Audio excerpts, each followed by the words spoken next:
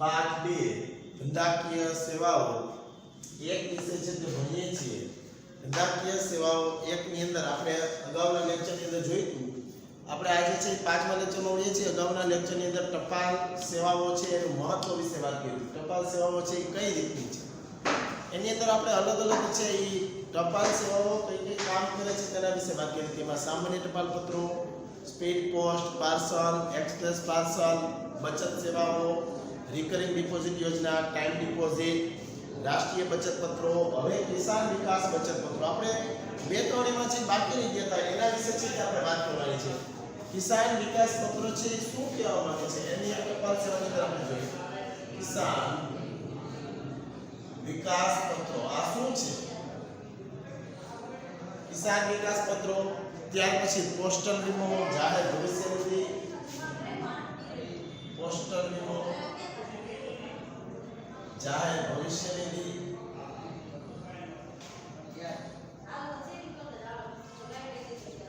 ત્યાર પછી માસિક આવક યોજના અને મની ઓર્ડર।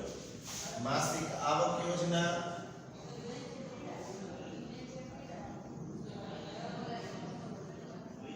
અને મની ઓર્ડર અને અન્ય આનુષંગિક સેવાઓ।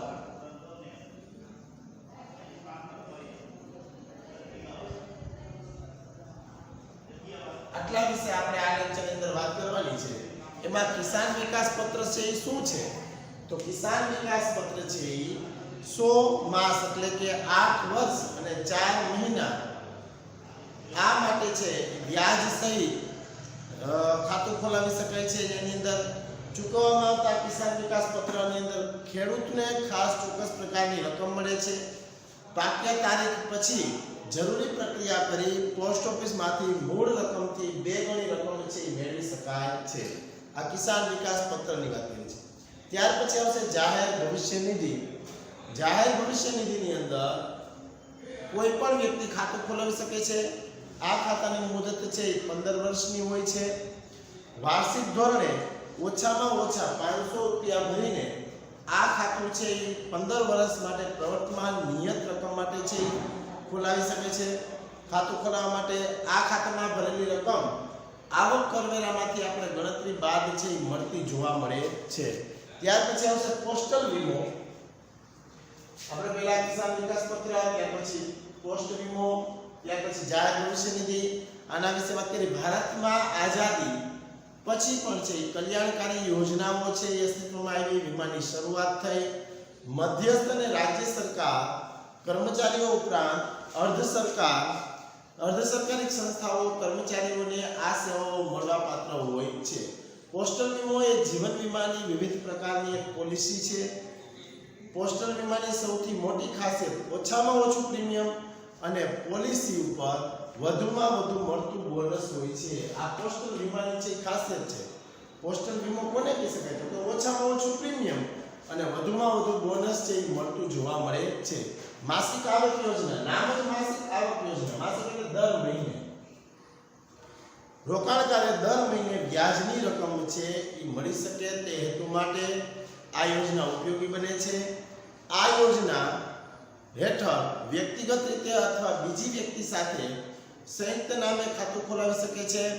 આવું ખાતું 5 વર્ષના સમયગાળા માટે ખુલે છે। જરૂરિયાત મુજબ પોસ્ટ ઓફિસમાંથી બીજી પોસ્ટ ઓફિસમાં, એક પોસ્ટ ઓફિસમાંથી બીજી પોસ્ટ ઓફિસમાં છે એ ખાતું ફેરબદલી કરી શકાય છે। જરૂર હોય તો 1 વર્ષ બાદ શરતોને આધીન છે એ રોકાણકારની રકમ પણ પરત લઈ શકાય છે। ત્યાર પછી આવશે મની ઓર્ડર સેવાઓ। મની ઓર્ડર એ પોસ્ટ ઓફિસમાંથી મળતી એક સ્થળેથી બીજા સ્થળે છે એક વ્યવસ્થા છે। આ સેવા માટે પોસ્ટ ઓફિસ પોતાનું છે કમિશન છે એ મેળવે છે। જે વ્યક્તિ નાણાં મોકલ્યા હોય તે વ્યક્તિ નાણાં મળ્યાની બદલની જે પહોંચમાં સહી કરે છે અને તેના નાણાં મોકલનારને છે પહોંચાડવામાં આવે છે। ટપાલ ખાતા દ્વારા આ જે લાઈવ ટેકનોલોજીથી ઉપયોગી ઇન્સર્ટ મની ઓર્ડર IMO આપણે જેને કહીએ છીએ ઇન્સર્ટ મની ઓર્ડર શરૂ કરવામાં આવી છે। રૂપિયા 1000 થી 50,000 સુધીની રકમ આ ભારતમાં કોઈ પણ સ્થળેથી કોઈ પણ દિવસે પ્રાપ્ય બને છે. આ પોસ્ટ ઓફિસની સેવા છે. મની ઓર્ડર તરફ નાણાં મોકલનાર પોસ્ટ ઓફિસને નાણાં તથા કમિશન રકમ ચૂકવવામાં આવે છે. ત્યાર પછી ખાનગી નંબર સીલબંધ કરવામાં આપવામાં આવે છે. નાણાં મોકલનાર જે નાણાં મોકલેલા હોય તે મની ઓર્ડરની રકમ જે તે ખાતામાંથી અથવા પોતે રોકડાથી ચૂકવે છે. ઈ મની ઓર્ડર એટલે ઇલેક્ટ્રોનિક ઈમો આપણે જેને કહીએ છીએ, એમાં ₹1 થી ₹5000 છે મોકલી શકાય છે. આ ટપાલ ખાતું વેબ સર્વિસ અને કોમ્પ્યુટર નેટવર્કના માધ્યમ દ્વારા મોબાઈલ દ્વારા મની ઓર્ડર દ્વારા વેબસાઇટ ઉપરથી જ છે કરી શકાય છે. આવી રીતના આ સેવા છે પોસ્ટ ઓફિસમાંથી રૂબરૂ જઈને અને મની ઓર્ડર દ્વારા છે આપી શકાય છે.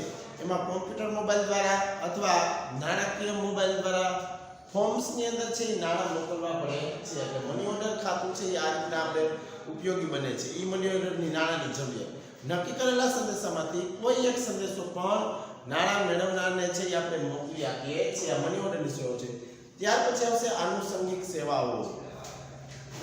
ટપાલ ખાતા દ્વારા બીજી સેવાઓ ઘણી બધી છે ઉપલબ્ધ બનતી જોવા મળે છે. જેવી કે વિદેશી ચલણની ખરીદી વેચાણ, વિદેશી ચલણમાં ટ્રાન્સપોર્ટેડ ટ્રાવેલર્સ ચેક, વિદેશી ચલણમાં અગાઉથી સંગ્રહિત કમિશન, ત્યાર પછી તેનું જે કાંઈ છે એ વિદેશી ચલણમાં ડ્રાફ્ટ, કેટલાક મ્યુચ્યુઅલ ફંડમાં રોકાણો, ભારત સરકારની નાની મોટી બચત યોજનાઓ, એજન્ટ તરીકેની સેવાઓ, બેન્કિંગ સેવાઓ, પેન્શનરો તેમજ બચત ખાતામાં પેન્શનરોની ચૂકવણી, રેલવે ટિકિટ બુક એ પણ છે એ આપણે કરી શકીએ છીએ.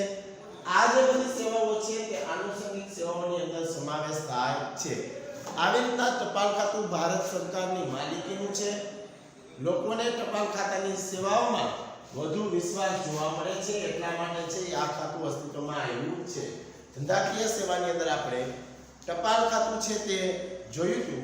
ટપાલ ખાતાની અંદર છે તે speed post, parcel post, express સેવાઓ, ત્યાર પછી બચત સેવાઓ, રિકરિંગ ડિપોઝિટની સેવાઓ છે, ટાઈમ ડિપોઝિટરી છે, મની ઓર્ડર છે, કિસાન વિકાસ પત્ર છે, જાહેર ભવિષ્ય નિધિ છે, પોસ્ટલ વીમો છે, માસિક આવક યોજના છે અને અન્ય આનુષંગિક સેવાઓની પણ છે આપણે વાત કરી છે.